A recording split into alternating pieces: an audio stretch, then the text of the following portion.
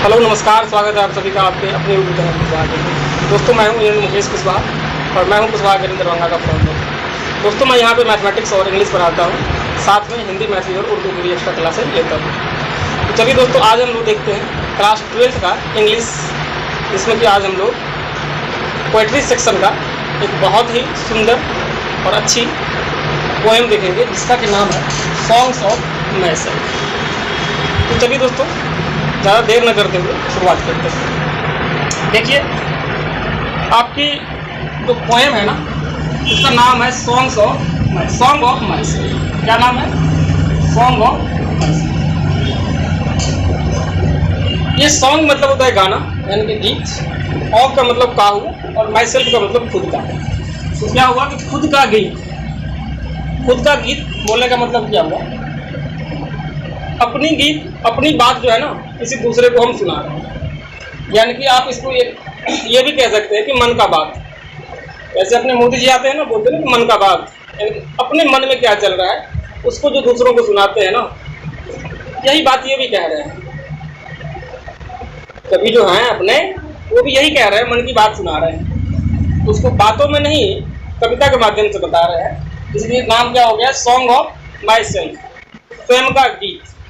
चलिए, अब जैसा कि आपको पता है कि हम कोई भी चैप्टर जब पढ़ाते हैं तो पहले हम लेते हैं चैप्टर का नाम क्या है, सेकंड नंबर पे आता है कि उसको लिखने वाले पोएट या राइटर का नाम क्या है, और फिर उसके बाद उनकी जीवनी, और लास्ट में वो कहानी या फिर कविता को देखते हैं।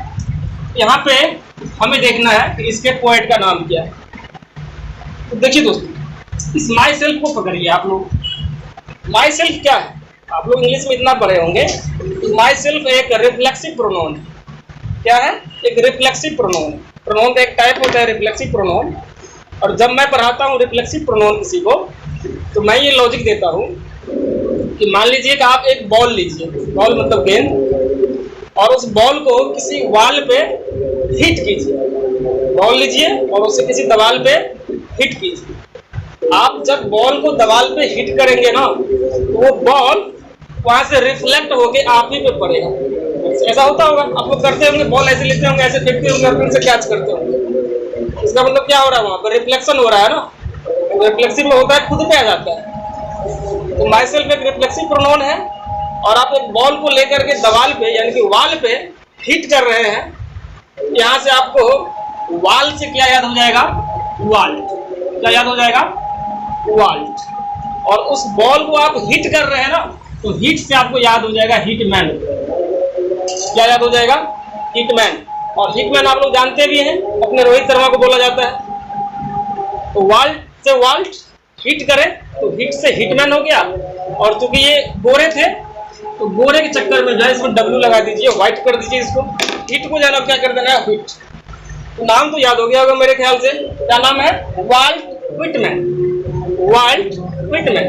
चलिए, अब देखते हैं कि इनका जन्म कब हुआ था। इनका जन्म जो है ना, 31 मई 1819 यानी कि 1819 को हुआ। ये जन्म कहाँ हुआ था? तो जन्म हुआ था न्यूयॉर्क में, जो कि यूएसए में पड़ता है। यूएसए बोले तो यूनाइटेड स्टेट्स ऑफ अमेरिका, यानी कि ये अमेरिका का एक राज्य है न्यूयॉर्क।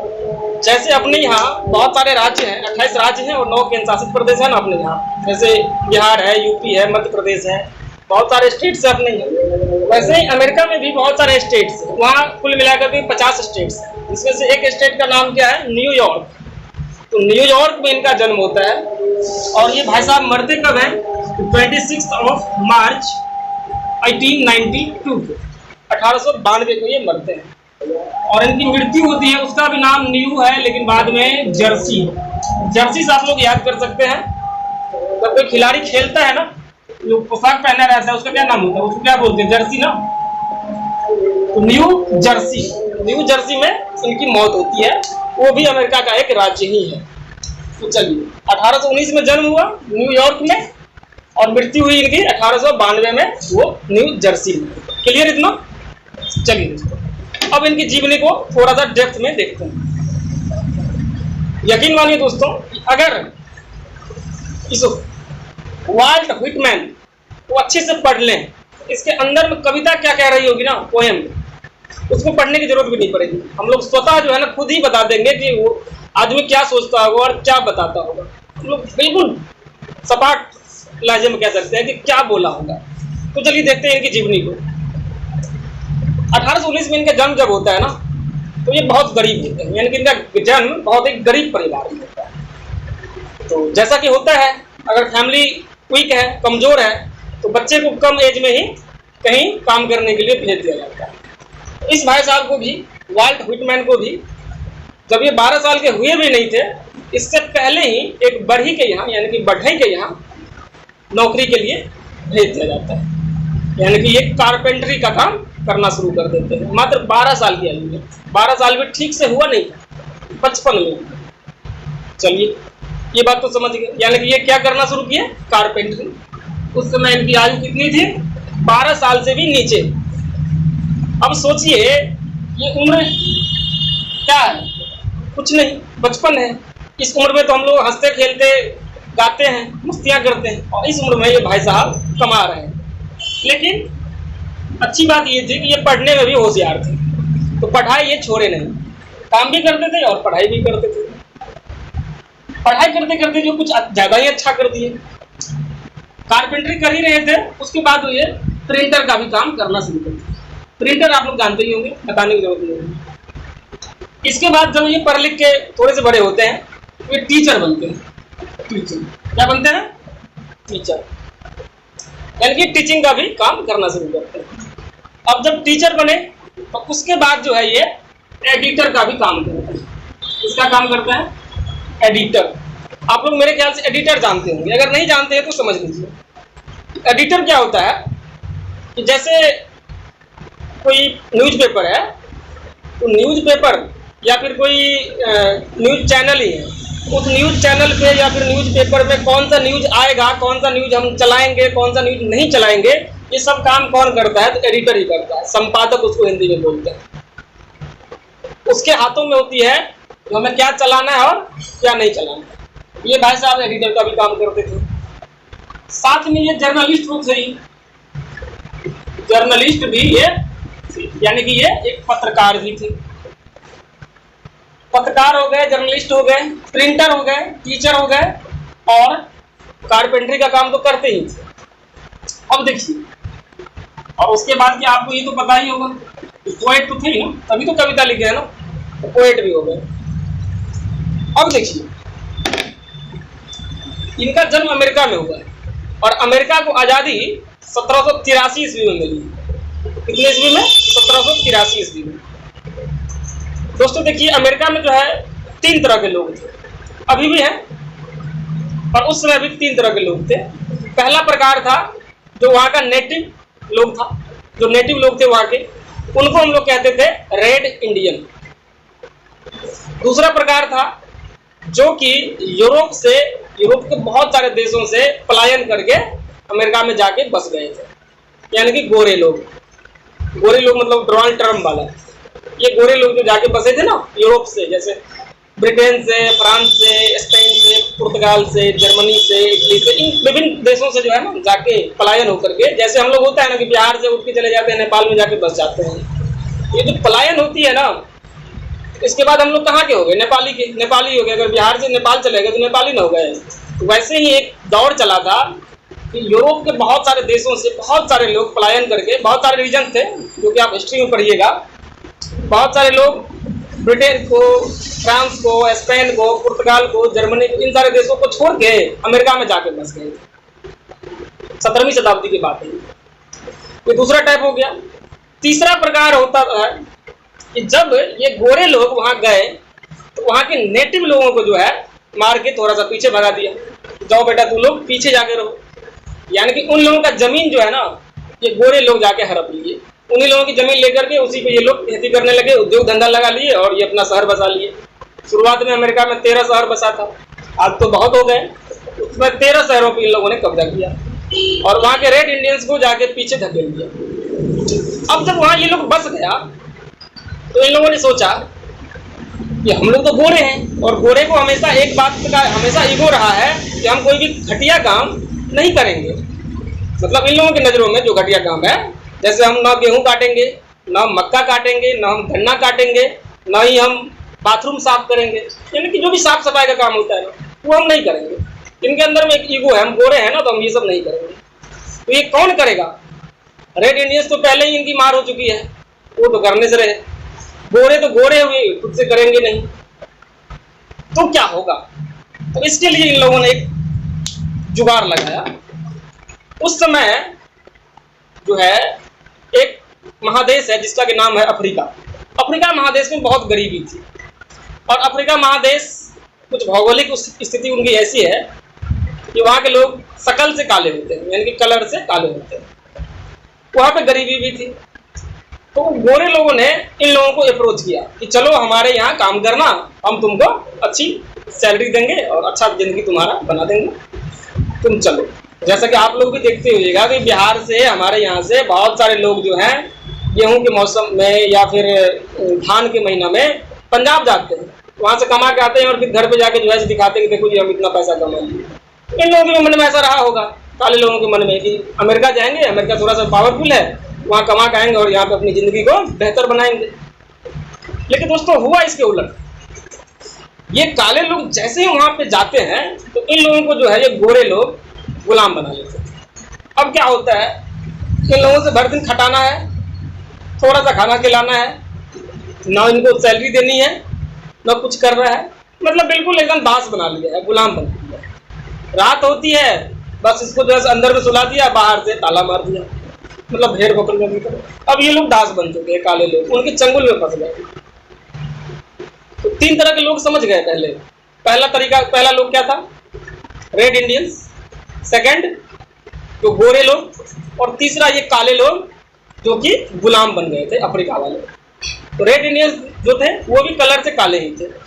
तो दो टाइप के लोग तो कलर से काले हुए और एक ये गोरे वाले हुए। अब इन तीनों के बीच जो है कभी आपस में अब पटती नहीं। जब अमेरिका आज़ाद हुआ 1783 में, आज़ादी के बाद जो है वहाँ पे एक बात याद रखिए दोस्तों, जैसे हमारे देश में बहुत सारी पार्टियां हैं ना, बहुत सारी पार्टीज हैं, जैसे Bhajpa, Congress, JDU, RJD, LJP, TMC, ये सब है, एसपी, बीएसपी, बहुत सारी कांग्रेस पार्टी। लेकिन यूएसए में जो है ना मुख्य रूप से दो ही पार्टी, एक है डेमोक्रेटिक और दूसरा है रिपब्लिकन।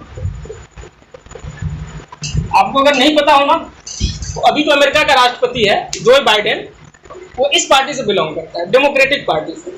और इससे पहले जो थे पागल वाले डोनाल्ड ट्रंप, वो रिपब्लिकन वाले थे। बराक ओबामा जो थे ना इससे पहले, वो भी डेमोक्रेटिक से। तो दो ही पार्टी वहाँ पे मुख्य रूप से। तो हुआ क्या कि 1789 में वहाँ संविधान बनता है, 1789। और अमेरिका का संविधान जो है दुनिया का सबसे प्राचीन संविधान भी है, इसे भी आप याद रखिएगा। और पहला राष्ट्रपति उसका बना कौन था? जॉर्ज वाशिंगटन, जिनके नाम पे उनकी राजधानी है।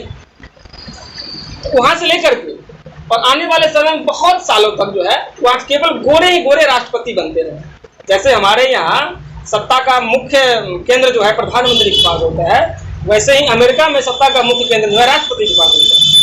लेकिन सारी शक्तियां के हिसाब से राष्ट्रपति के पास होता है। लेकिन वहां पे राष्ट्रपति तो केवल गोरे गोरे ही बन रहे थे, कालों को कोई अधिकार नहीं।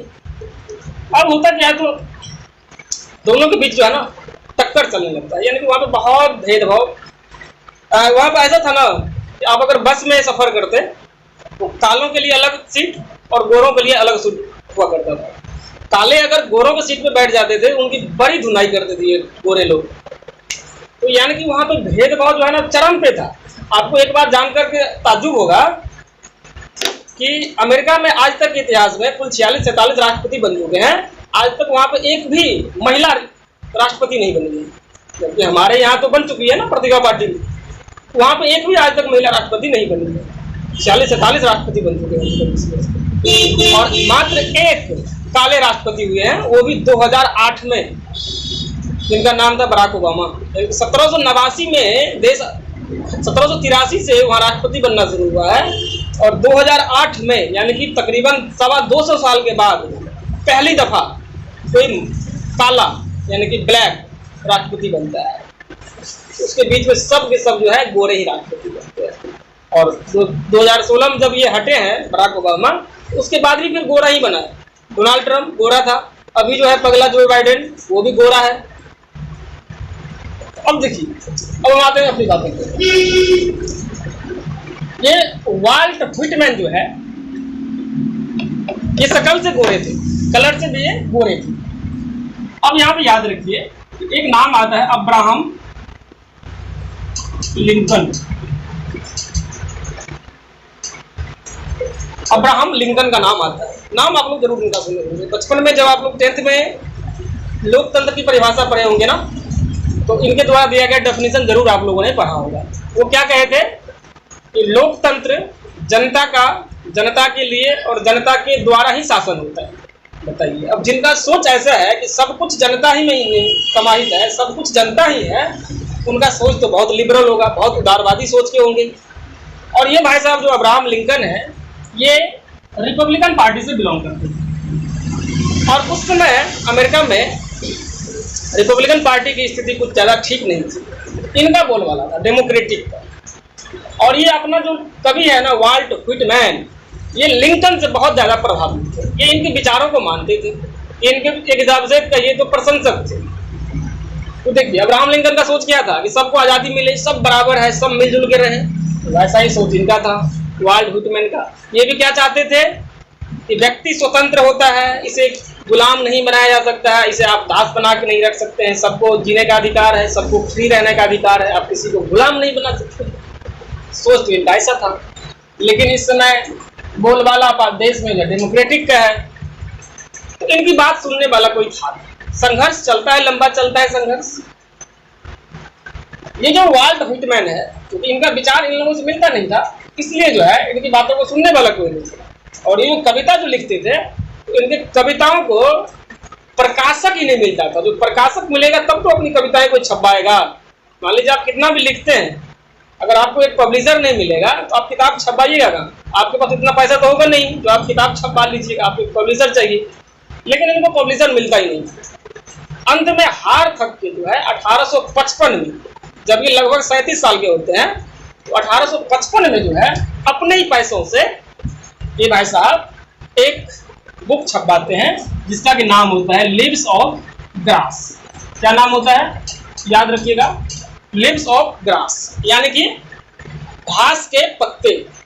इस नाम से अपनी कविताओं का संकलन करवाते हैं।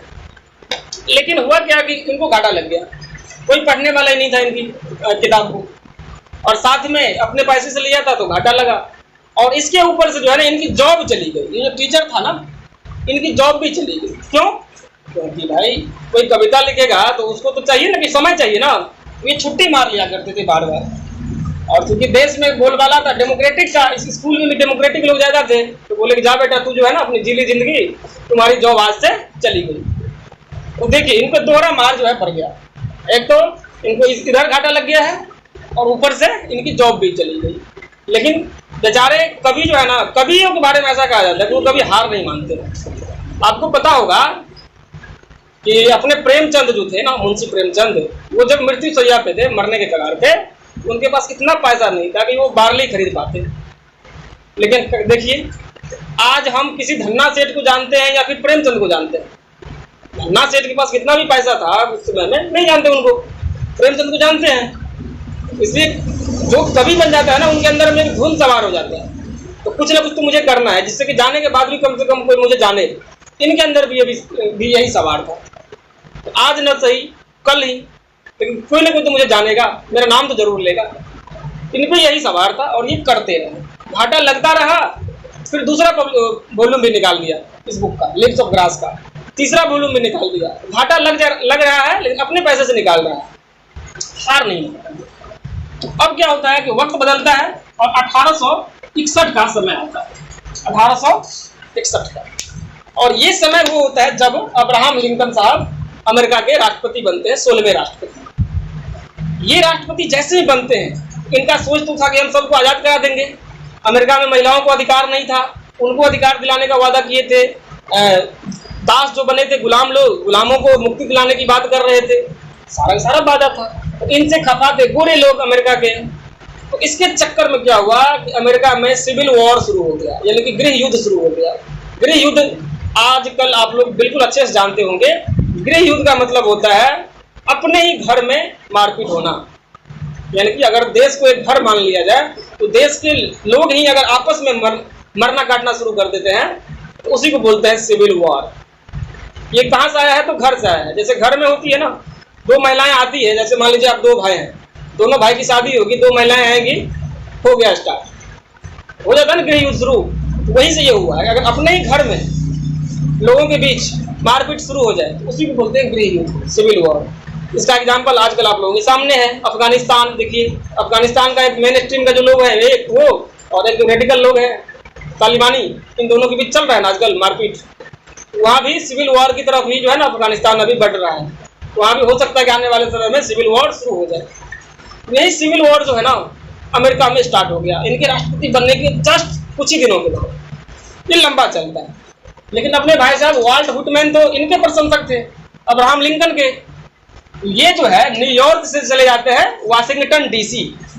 वाशिंगटन डीसी कहने का मतलब अमेरिका की राजधानी। अमेरिका की राजधानी कहाँ है? Washington DC. डीसी का मतलब होता है डिस्ट्रिक्ट ऑफ कोलंबिया। एक स्टेट है कोलंबिया जिसका कि डिस्ट्रिक्ट क्या है, उसका नाम है वाशिंगटन। वाशिंगटन कोई स्टेट नहीं है, वो एक डिस्ट्रिक्ट है, कोलंबिया राज्य। जैसे अपने यहाँ ना हमारे देश की राजधानी कहाँ है? दिल्ली नहीं है, न्यू दिल्ली है, यानी नई दिल्ली। दिल्ली में भी 11 जिला है, उसके अंदर एक जिला है नई दिल्ली, वहाँ पे हमारा राजधानी है। वैसे ही अमेरिका की राजधानी कहाँ है? Washington DC.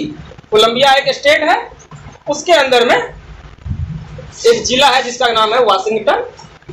तो वहाँ ये चले जाते हैं, वाल्ट हुटमैन वाशिंगटन डीसी जाते हैं और इस गृह युद्ध में जो मारपीट में लोग घायल हो रहे हैं उनकी सेवा करना ये शुरू कर देते हैं। तो सेवा जो करते हैं, तो सेवा करने वाले को आप लोग क्या कहते हैं बताइए? नर्स बोलते हैं ना, सेवा करने वाले को नर्स बोलते हैं। और अगर नर्स पैसा न ले तो उसको बोलते हैं वॉलंटियर। आप लोग वॉलंटियर खूब अच्छी तरह से जानते होंगे। मेला जब होता है ना, मेला में वॉलंटियर होता है ना जी, यहाँ पे बैच लगाया होता है और घूम घूम के एक लाठी लेकर के सबको शांत रहिए शांत रहिए शांत रहिए, उसी को क्या बोलते हैं? वॉलंटियर। तो वॉलंटियर को पैसा देते हो क्या आप लोग? नहीं, वो फ्री का होता है। नर्स मतलब सेवा करना और बिना पैसा का तो वॉलंटियर। दैट मीन्स वो जो है वाशिंगटन डीसी में जाकर के वॉलंटियर नर्स का भी काम करते हैं। क्लियर हो गया? चलिए, गृह युद्ध ये 1865 में क्या होता है? 1865 जब आता है तो इस बीच में जो है ये अब्राहम लिंकन साहब कालों को यानी कि दास प्रथा को समाप्त कर देते हैं। राष्ट्रपति थे ना, पावर था इनके हाथों में, तो दास प्रथा को समाप्त कर देते हैं। साथ में महिलाओं को भी वोटिंग का अधिकार दिलवा देते हैं। लेकिन जैसा कि आप जानते हैं कि हर एक अच्छे लोगों को अंत में बुरा अंजाम ही भुगतना पड़ता है। गांधी जी की भी हत्या कर दी गई थी, इनकी भी हत्या कर दी जाती है। एक गोरे लोग सिरफिरे था जिनका नाम था जॉन विल्कीज बूथ। उन्होंने 1865 में इस अब्राहम लिंकन को गोली मारकर इनकी हत्या कर दी। अब हत्या होती है इनकी और इसके कुछ ही समय के बाद वहाँ पे गृह युद्ध भी समाप्त हो जाता है। गृह युद्ध समाप्त हुआ, अमेरिका में फिर से थोड़ा सा नॉर्मल होता है सब कुछ।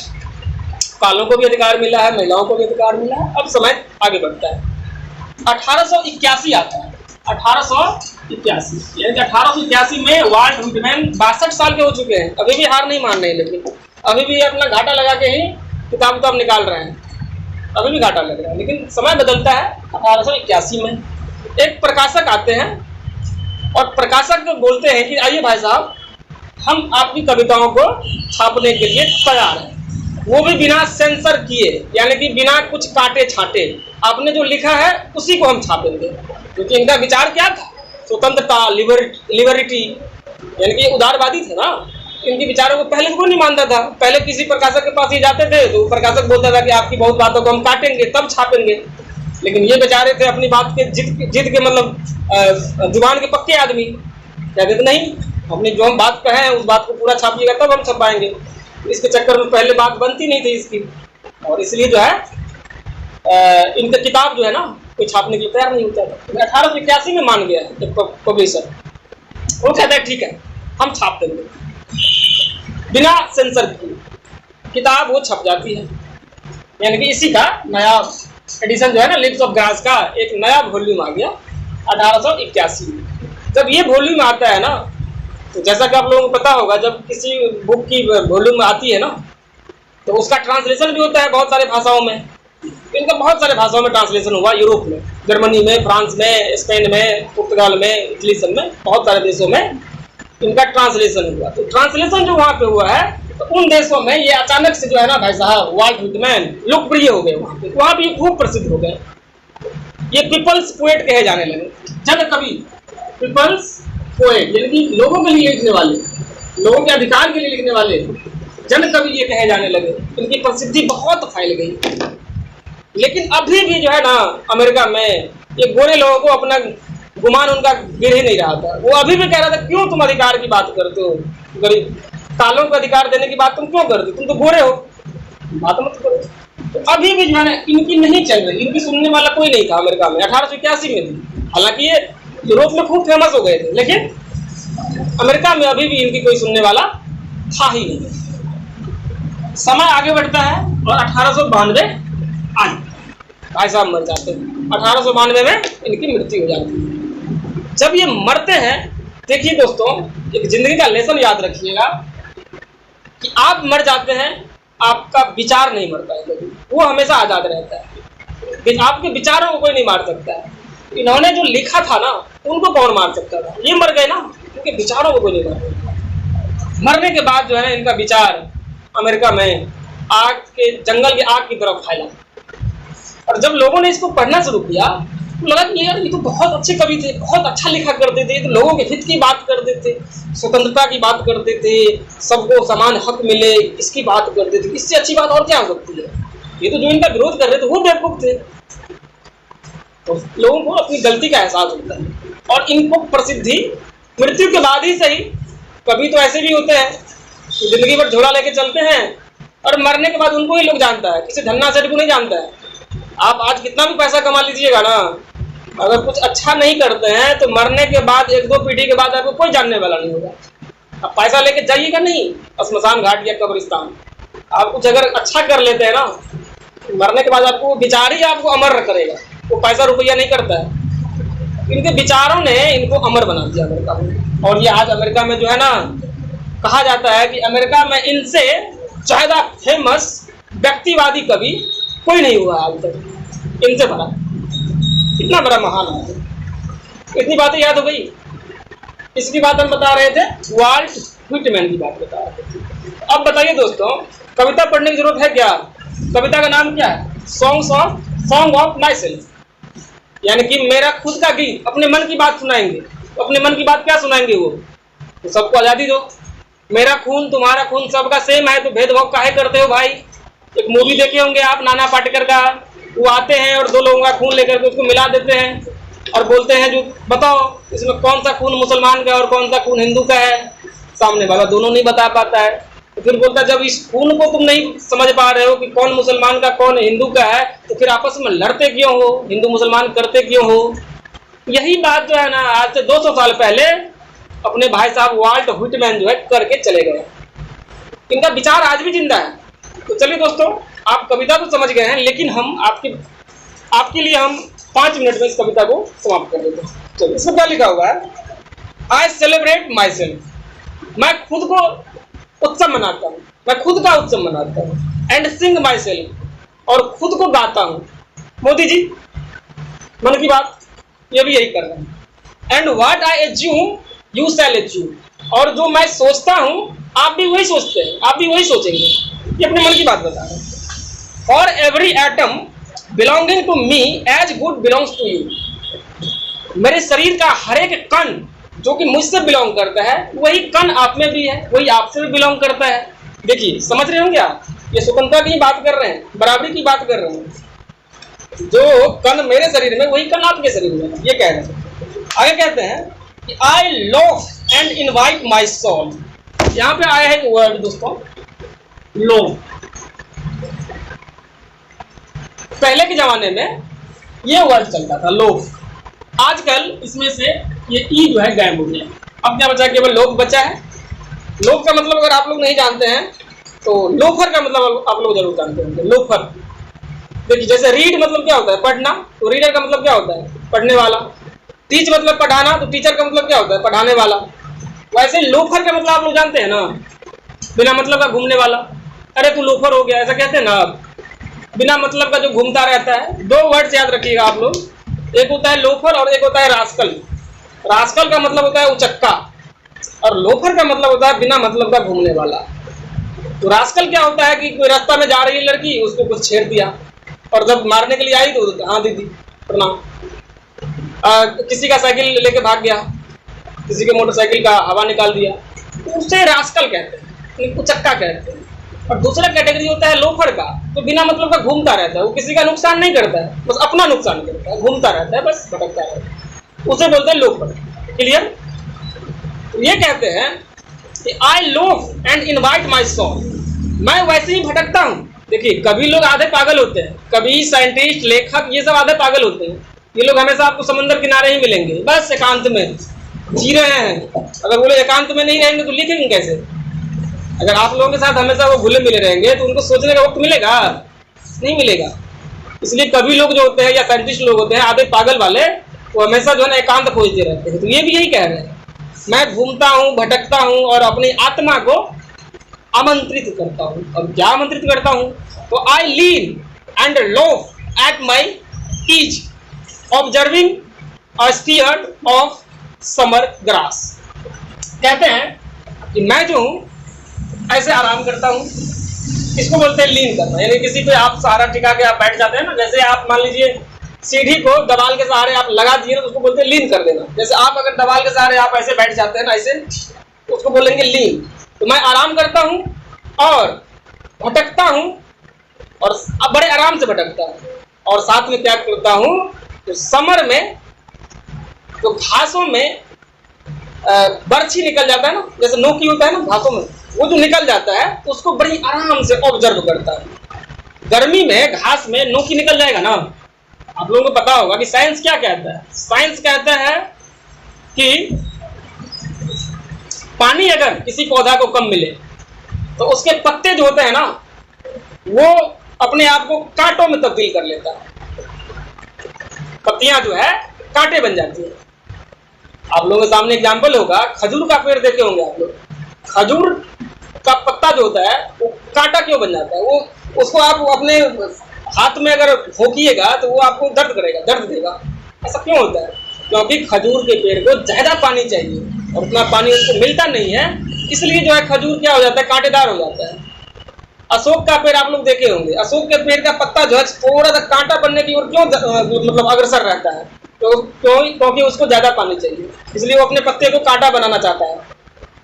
आप लोगों के घर के आसपास एक नागफनी का पौधा जरूर देखे होंगे आप लोग, कैक्टस। कैक्टस में कांटा क्यों निकल जाता है? क्योंकि उसको ज्यादा पानी चाहिए, ज्यादा पानी नहीं मिलेगा तो वो कांटा बना ही लेगा। आम को ज्यादा पानी नहीं चाहिए, इसलिए आम का पत्ता क्या रहता है, बढ़िया रहता है। पीपल का पौधा जो होता है उसको ज्यादा पानी नहीं चाहिए, इसलिए उसका पत्ता जो बहुत हरा भरा रहता है। इतनी बात समझ गए? तो जब गर्मी में पानी तो कम रहता है ना, तो गर्मी में जब पानी कम रहेगा तो घास क्या करेगा, कांटेदार हो जाएगा। उसको जब आप छुइएगा तो आपको दर्द देगा। वो आप लोग देखे होंगे जब पार्क जाते हैं घूमने के लिए, तो पार्क में जो घास होती है ना, वो आपको दर्द नहीं करती, दर्द नहीं देती है, आप आराम से उस पर बैठ सकते हैं। ऐसा क्यों? क्योंकि पार्क में उसको हमेशा पटाया जाता है, आराम से उस पर पानी डाला जाता है, वो ठीक रहता है। लेकिन किसी जंगल में जाकर आप बैठिएगा जहाँ पे पानी नहीं डाला जा रहा है, तो वो आपको दर्द देगा। तो ये बात है, यही वो कह रहे हैं कि मैं आराम से बैठता हूँ, सोचता हूँ, आराम से घूमता हूँ, और घास में उगाए उन बर्छियों को, उन नोक को निहारता हूँ। My tongue, every atom of my blood, formed from this soil, this air, born here of parents, born here from parents the same, and their parents the same. I now 37 years old in perfect health begging. ये बोलते हैं, देखिए मेरा जीव, मेरे शरीर के रक्त का हर एक कतरा इसी मिट्टी से बना है, यानी कि अमेरिका की मिट्टी से बना है, इसी हवा से बना है। मैं इन्हीं पेरेंट्स से यानी कि माता पिता से जन्मा हूँ और इनके यहाँ ही जन्मा हूँ। और जो सामने देख रहे हैं ना आप काले लोग, वो भी इन्हीं माता पिता से जन्मे हैं, यानी कि उनके भी माता पिता यही धरती है, यही आकाश है, यही हवा है। तो फिर इसमें आप लोग भेदभाव क्यों करते हो जी गोरे लोग? समझो, कालों के साथ भेदभाव मत करो। और कहते हैं आई नाउ 37 ईयर्स ओल्ड, और अब मैं 37 साल का हो चुका हूँ, क्योंकि ये 1855 में बोल रहे हैं ना, 1855 में इनकी आयु लगभग 37 साल थी। अब मैं 37 साल का हो चुका हूँ और अब मैं खुद को परफेक्टली जो है ना पूरी तरीके से स्वस्थ पाता हूँ। और लास्ट में कहते हैं hoping to cease not till death, और मैं आशा करता हूँ कि मेरे ये विचार जो हैं मेरी मृत्यु तक भी वैसे ही बरकरार रहें, उनकी मृत्यु ना हो, मेरी जब मृत्यु होगी ना इससे पहले ये खत्म ना हो, आराम से बना रहे। Creeds and schools in abeyance, retiring back a while sufficed at what they are, but never forgotten। कहते हैं क्रीड्स का मतलब होता है धार्मिक विश्वास, यानी कि अमेरिका में ईसाई धर्म चलता है, तो ईसाई धर्म के लोग जो थे और स्कूल्स यानी कि थॉट्स, ये सब तो मतलब जो काले लोगों पे जुल्म होता था ना, उस पर भी लोग बोलने के लिए तैयार नहीं होते थे, कुछ बोलते नहीं थे, उन लोगों के मुंह पे तो ताला लगा होता था, चुप्पी साधे रहते थे। तो यही गुस्सा में कह रहे हैं कि जितने भी धार्मिक संगठन हैं और ये स्कूल्स हैं, ये तो कभी इसमें बोलते ही नहीं खुल के, लेकिन मैं नहीं बोलूंगा, मैं जरूर बोलूंगा।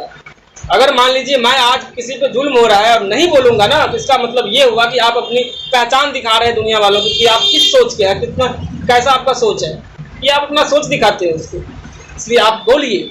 और मैं भी जो है कभी नहीं भूला और हमेशा बोलता हूँ। और लास्ट में कहते हैं आई हार्बर फॉर गुड और bad, I permit to speak at every hazard, nature without check with original energy.